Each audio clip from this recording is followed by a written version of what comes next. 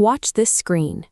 The cursor is gliding across the monitor, opening applications, but the person sitting in front of it hasn't moved a single muscle.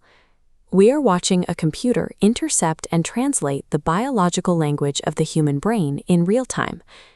Neurons communicate through rapid bursts of electricity called action potentials, racing down nerve fibers.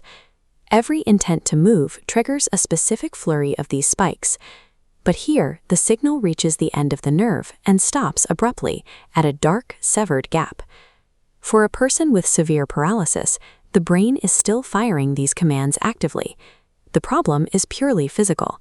A spinal cord or nerve injury has severed the biological wiring connecting the mind to the muscles. Neuroprosthetics bypass this damaged wiring entirely.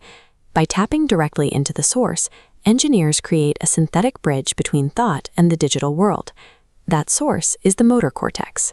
Is the command center for voluntary movement, sitting right at the top of the brain, protected by the rigid vault of the skull. To hear the electrical chatter happening inside, researchers use brain-computer interfaces, or BCIs. These are listening devices designed to capture internal neural firing. Brain tissue is delicate, and rigid electronics cause scarring. Modern interfaces, like the one developed by Neuralink, mitigate this by using thousands of microscopic, flexible electron threads, each one thinner than a human hair.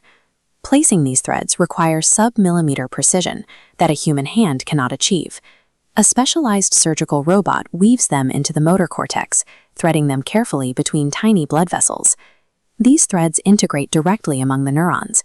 They act as sensitive microphones, glowing in this diagram as they intercept passing electrical spikes and record their exact firing patterns. Recording this massive flurry of electricity is only the first step. For a computer to do anything useful with this data, it has to find meaning in the noise.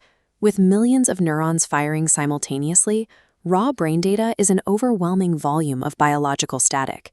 Machine learning algorithms act as high-speed translators for this data. These models are trained to sift through the static and identify reliable, repeating patterns. On the left are chaotic biological spikes. The algorithm associates a specific flurry of spikes with a movement, resolving the noise into a clear directional lecture on the right. In milliseconds, this intent instantly flows into a digital command, executing that exact movement.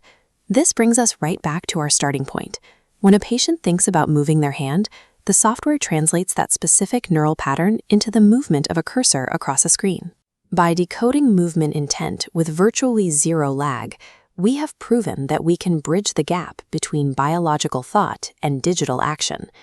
Navigating a 2D screen is a significant step toward independence, but it is not the limit of this technology.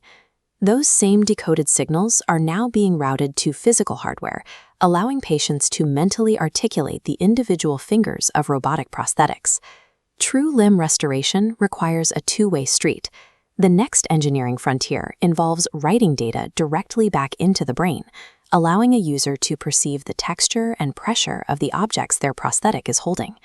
This graphic maps out that cycle, defining the sensoromotor loop. It's a 5-step process that begins with electronic skin sensing physical pressure on a robotic hand and travels all the way back to tactile perception inside the user's mind. Making that perception feel natural requires biomimetic processing.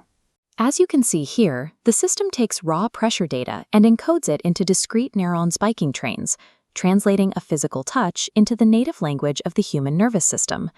When we can decode the brain's commands and encode the physical world back as sensations, the loop is finally closed. By mastering both sides of this neural dialogue, we are merging human biology with digital systems to fully restore human capability.